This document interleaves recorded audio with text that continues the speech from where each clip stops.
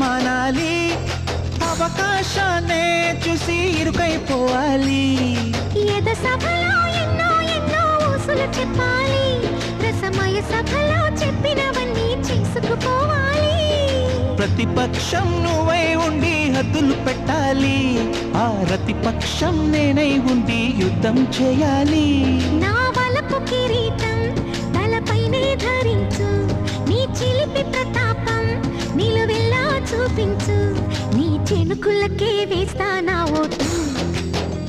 నా చెమటలతో వేస్తా ఓటు